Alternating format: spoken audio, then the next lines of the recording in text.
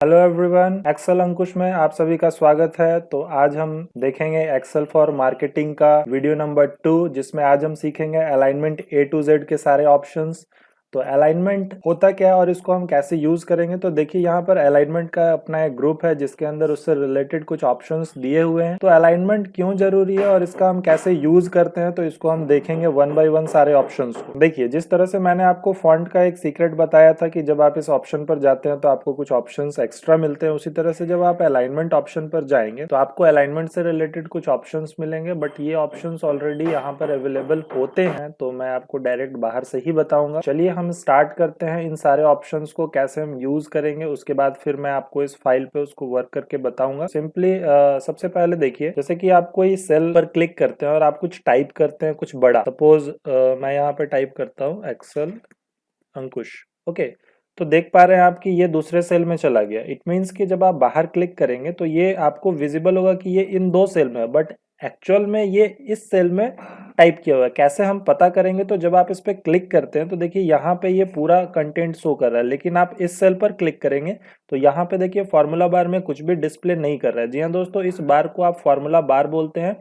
जिस formula bar में किसी भी सेल में जो भी आप टाइप करेंगे वो यहाँ पर शो करेगा एग्जैक्टली। ओके, देन हम लोग इसको कैसे अरेंज करते हैं, तो हम यहाँ से इसको अरेंज करते हैं। ठीक है, तो ये तो आपका हो गया कि सेल को हम रिसाइज कर दिए, आप कॉलम को रिसाइज कर दिए। लेकिन मैं चाहता हूं कि मैं जब कोई टेक्स्ट टाइप करूं तो वो सेल के अकॉर्डिंग ऑटोमेटिक नीचे ब्रेक हो जाए। मैं चाहता हूं कि मैं जब टेक्स्ट टाइप करूं तो वो लेफ्ट में रहे, वो राइट में रहे, वो बीच में रहे। तो हम ये सारे सेटिंग्स को हम लोग कैसे करेंगे, तो जैसे मैं ये टाइप किया और मैं यहाँ से इसका साइज को बड़ा कर रहा हूँ। ठीक है, तो जब आप किसी सेल का साइज बड़ा करते हैं तो आपके पास टोटल 9 अलाइनमेंट होते हैं। जी हाँ दोस्तों, मैं अलाइनमेंट की बात कर रहा हूँ। टोटल आपके पास 9 अलाइनमेंट होते हैं। अब अलाइनमेंट से आप क्या कर सकते हैं, तो आप अपने कंटेंट को, अपने टेक्स्ट को आप एक सेल में 9 प्लेसेस पे सेट कर सकते हैं। तो कहाँ कहाँ पर, देखिए सबसे पहले मैं बात करूंगा टॉप अलाइन की। टॉप अलाइन मीन्स सेल के टॉप पे, और जब आप टॉप सेलेक्ट करेंगे तो आपके पास टॉप से रिलेटेड 3 ऑप्शन होंगे, top left, top centre, then top right. Okay, उसी तरह से सिमिलरली जब आप मिडिल अलाइन पर आएंगे तो मिडिल लेफ्ट, मिडिल सेंटर और मिडिल राइट। जैसे ही आप बॉटम अलाइन पर आएंगे then bottom left, bottom centre and bottom right. तो इस तरह से आप हर एक टॉप के लिए, मिडिल के लिए और बॉटम के लिए 3 डिफरेंट आप प्लेसेस सेट कर सकते हैं। आप अपने कंटेंट को सेल में कहाँ पर रखना चाहते हैं, आप एग्जैक्टली मिडिल में रखना चाहते हैं तो आप यहाँ से मिडिल में सेट कर सकते हैं। आप मिडिल लेफ्ट में रखना चाहते हैं तो आप मिडिल लेफ्ट कर सकते हैं। मिडिल राइट करना चाहते हैं तो मिडिल राइट कर सकते हैं। तो यहाँ से आप एग्जैक्टली आप अपने टेक्स्ट के पोजिशन को एक सेल पे सेट करते हैं। लेकिन अगर आप इसको छोटा कर दिए हैं तो देखिए ये डिफरेंसेस आपको नहीं दिखेगा। मैं यहाँ क्लिक कर रहा हूँ लेकिन आपको कुछ भी पता नहीं चल रहा है कि ये एग्जैक्टली चेंज हो रहा है या नहीं हो रहा है। तो इसलिए आपको अगर ये हैंडलिंग करना है प्रॉपरली तो आपका सेल का जो हाइट है आपका वो बड़ा होना चाहिए। ओके, चलिए नेक्स्ट हम बात करेंगे टेक्स्ट ओरिएंटेशन की। इसको हम टेक्स्ट ओरिएंटेशन बोलते हैं, जिससे आप किसी टेक्स्ट को डिफरेंट एंगल्स में लिख सकते हैं। जी हाँ दोस्तों, डिफरेंट एंगल्स में मींस कि जैसे मान लीजिए कि मैं यहाँ पे लिखता हूँ मई। ओके, मई, जून, जुलाई।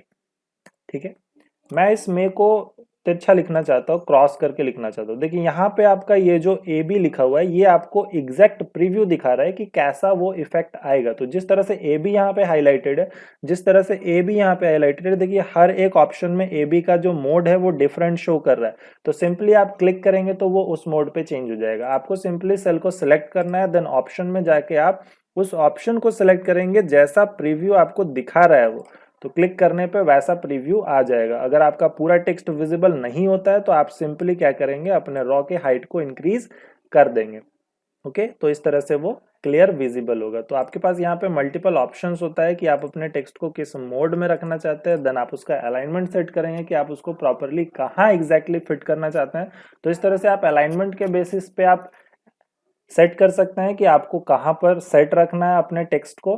देन आप ये सेट कर सकते हैं कि आप अपने टेक्स्ट को किस एंगल पे रखना चाहते हैं, किस मोड पे आप लिखना चाहते हैं। ठीक है, देन हम लोग बात करेंगे इंक्रीज इंडेंट और डिक्रीज इंडेंट की। तो इंडेंट होता क्या है और इसको हम क्यों इंक्रीज डिक्रीज करते हैं, तो मैं आपको सिंपल सा एग्जाम्पल देता हूँ। जैसे मैं यहाँ पे लिखता हूँ कोर्स मॉड्यूल। ठीक है। हम लोग बात करेंगे कोर्स मॉड्यूल की, जैसे हम लोग अभी कोर्स मॉड्यूल पढ़ रहे हैं। तो कोर्स मॉड्यूल में मैंने 5 मॉड्यूल बनाए।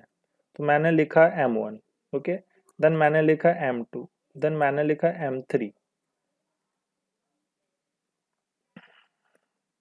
उसी तरह से M4, देन M5, ठीक है। अब ये जो कोर्स मॉड्यूल है मैं दिखाना चाहता हूँ कि ये इसके अंदर है, तो मैं क्या करूंगा, इसका इंडेंट को इंक्रीज करूंगा। देखिए इससे क्या हो रहा है, थोड़ा सा एक बेसिक सा स्पेस ऐड होता है, जिससे क्या होता है कि ये हम विजिबल कर रहे हैं, ये हम शो कर रहे हैं कि वो जो कंटेंट है वो किसी पर्टिकुलर हेडर के अंदर है।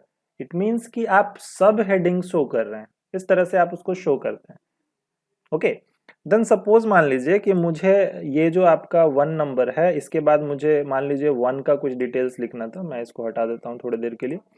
मैं यहाँ पे लिखना चाहता हूँ वीडियो 1, कैपिटल लिखता हूँ वीडियो 1। देन सपोज मैं यहाँ पे लिखा फॉन्ट, ओके, देन मैं लिखा वीडियो 2 और मैं यहाँ पे लिखा अलाइनमेंट, ठीक है। अब ये जो ऑप्शन है इसको मैं अंदर दिखाना चाहता हूँ, तो आप वन टाइम में मल्टीपल भी सिलेक्ट कर सकते हैं और इसको इस तरह से रख सकते हैं।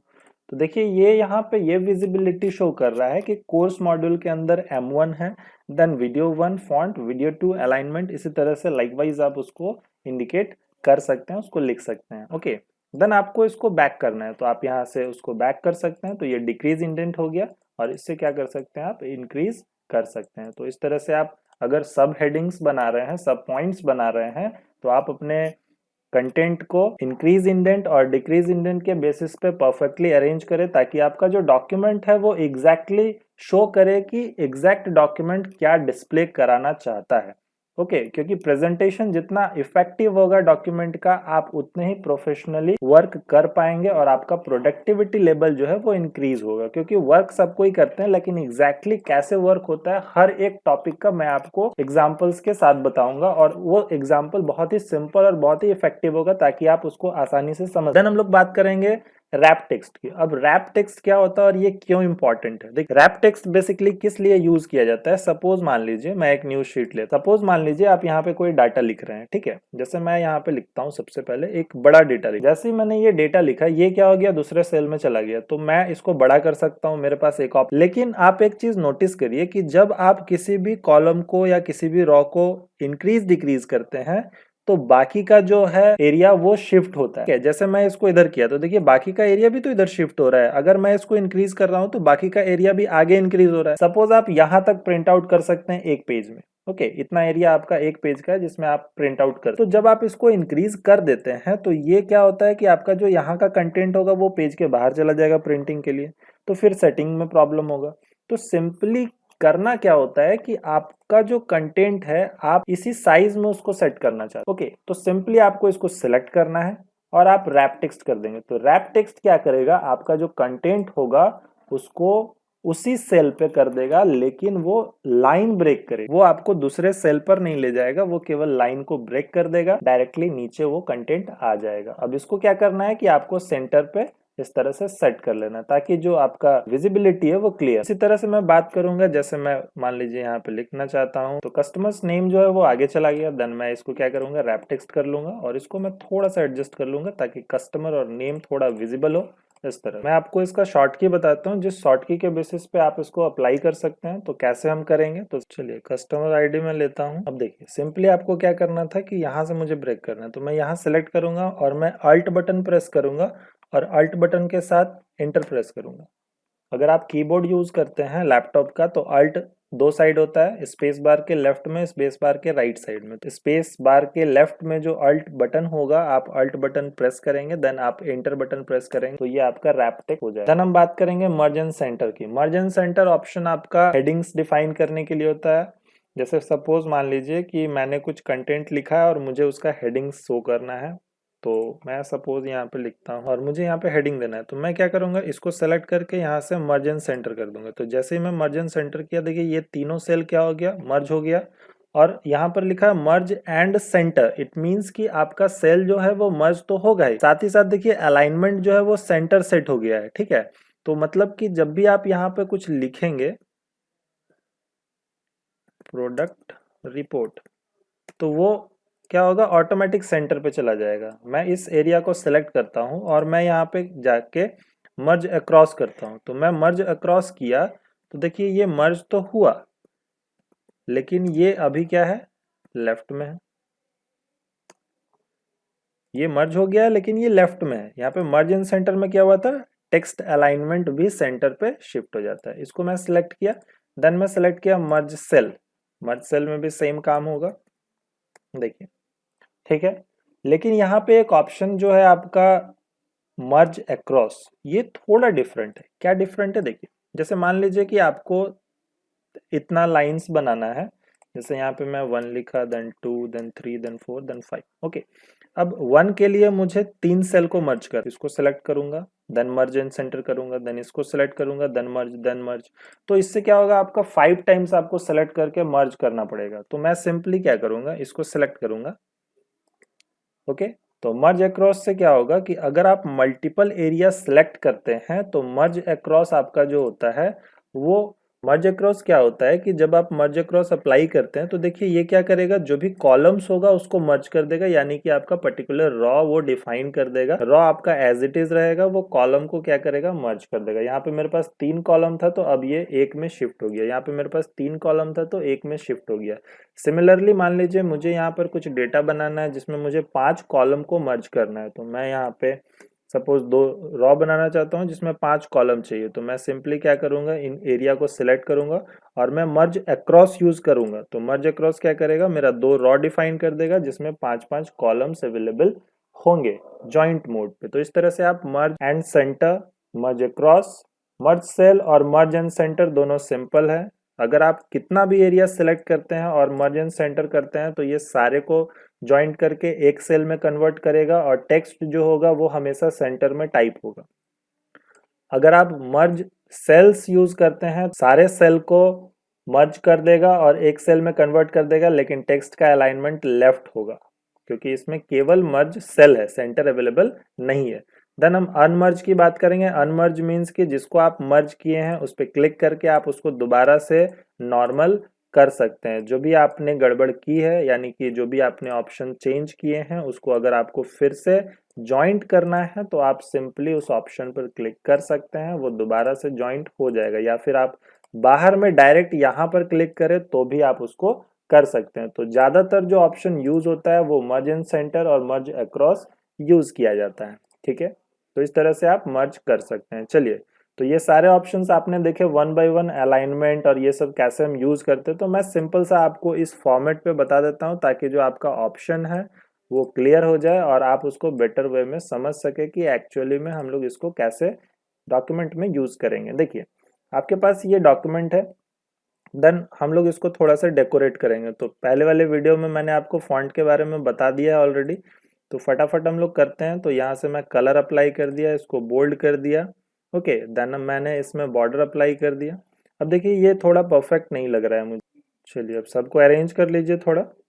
कैसे आपको अरेंज करना है, सिंपली इसको ड्रैग करके आप इसको सेट कर सकते हैं कि कहाँ से आपको करना है। ठीक है, इस तरह से सबको सेट कर लीजिए। आपको कितना साइज किसके लिए रखना है आगे आने वाली वीडियो में मैं आपको बताऊंगा ऑटोमेटिक सेट करना। देन इसको भी मैं सेट कर लेता हूँ। चलिए, उसके बाद मैं क्या करूंगा, इसको मैं राइट में रखना चाहता हूँ तो मैं इसको राइट पे सेट करूंगा। देन ये सारे ऑप्शंस जो है ये मुझे सेंटर में रखने हैं, मैं इसको सेंटर शो करूंगा। देन इस ऑप्शंस को मुझे राइट में रखना है, देन इस ऑप्शन को मुझे सेंटर में रखना है। इस तरह से मैं सेट कर लिया। उसके बाद मैं यहाँ पे गया और इसमें मैं बॉर्डर अप्लाई कर दिया, इसको मैं सेलेक्ट किया, देन इसमें ये अप्लाई कर दिया। ठीक है, चलिए तो इस तरह से हम लोग यहाँ पे इसको डेकोरेट कर लिए। तो ये सारे ऑप्शंस इंपॉर्टेंट है। देन सपोज मुझे इसको रोटेट करके लिखना है तो मैं यहाँ से इसको रोटेशन ऑन कर दूंगा। इस तरह से मैं रोटेट करके लिख सकता हूँ। ठीक है, देखिए ये वाला थोड़ा ऑप्शन कट रहा है तो आप इसके अकॉर्डिंग इसको थोड़ा सा बड़ा कर लें। ठीक है, या फिर आप सिंपली सिलेक्ट करके इसको एक बार सेंटर कर लें ताकि कोई भी ऑप्शन जो है वो छूटे ना। चलिए अब ठीक है, तो इस तरह से हम लोग सेट कर सकते हैं। जो भी आपको ऑप्शन चाहिए आप यहाँ पर डबल क्लिक करके डायरेक्ट भी एडजस्ट कर सकते हैं। इस तरह से जैसे ही आप किसी भी रॉ पर या कॉलम पर डबल क्लिक करते हैं वो ऑटोमेटिक क्या होता है, एडजस्ट हो जाता है। तो देखिए इससे क्या होगा कि आपका जो स्पेस है कितना बच गया। ठीक है, आप इसी चीज को अगर नॉर्मली बनाते हैं स्ट्रेट मोड पे तो ये यहाँ तक आएगा, लेकिन अगर आप इस ऑप्शन का यूज करते हैं तो आप इसको कम स्पेस में ही अरेंज कर सकते हैं। तो ये सब बहुत ही इंपॉर्टेंट ऑप्शन है, छोटे छोटे ऑप्शन है लेकिन बहुत ज्यादा इफेक्टिव ऑप्शन है और बहुत ज्यादा यूज में आते हैं। और आपको ये समझना है कि आप किस तरह के डॉक्यूमेंट में कब कौन से ऑप्शन को अप्लाई करेंगे, क्योंकि ये आप हर समय अप्लाई नहीं करते, ये आप उस तरह के डॉक्यूमेंट में अप्लाई करेंगे जिसका लेंथ जो होता है वो बहुत ज्यादा बड़ा होता है और उसको वन पेज में प्रिंट करने में प्रॉब्लम आती है। ठीक है, जैसे सेल्स रिपोर्ट वगैरह हम लोग बनाते हैं, जैसे यहाँ पे मैंने वीक का लिया, सपोज ये जो वीक का रिपोर्ट है ये मुझे 1 मंथ का बनाना है। तो जब आप 1 मंथ का बनाएंगे तो सपोज आपको 28 डेज का शेड्यूल बनाना है, तो उसमें क्या होगा कि बहुत बड़ा आपका जो एरिया है वो हो जाएगा और आपको वन पेज में प्रिंटिंग करने में उसको थोड़ा सा परेशानी होगा। तो सिंपली आप क्या करेंगे, इस ऑप्शन को यूज करेंगे, इस ऑप्शन से आप उसको वर्टिकली और डिफरेंट वे में रोटेट करके आप उसको सेट करेंगे ताकि आपका जो कंटेंट का स्पेस है वो आप उसको कंज्यूम करके इफेक्टिव वे में अपने प्रेजेंटेबल वे में अपने डॉक्यूमेंट को शो कर सकें। ओके, देन ये सारे ऑप्शंस को आप अच्छे से यूज करें। इस वीडियो में बताऊंगा कि फाइल पर कैसे वर्क करना है, जो प्रैक्टिस फाइल होगी। ओके, और इससे रिलेटेड अगर आपको कोई भी परेशानी होती है या फिर कोई भी इश्यू होता है, आपको कोई टॉपिक नहीं समझ में आया या और ये सारे ऑप्शंस को आप वन बाय वन करके प्रैक्टिस करें एक सिंगल फाइल में, एक न्यू फाइल को ओपन करके, और उसके बाद आप प्रैक्टिस फाइल में जाएं और प्रैक्टिस फाइल में जो भी आपको एग्जांपल्स दिए हुए हैं उसके बेसिस पे आप उसको प्रैक्टिस करें। और उससे रिलेटेड अगर कोई भी आपको क्वेरी होती है या फिर आपको कोई टॉपिक नहीं समझ में आया इसमें से जो भी मैंने आपको बताया, तो आप मुझे ज़रूर बताएं ताकि मैं आपके लिए सॉल्यूशन वीडियो ला सकूं। Okay, so thank you very much, happy learning.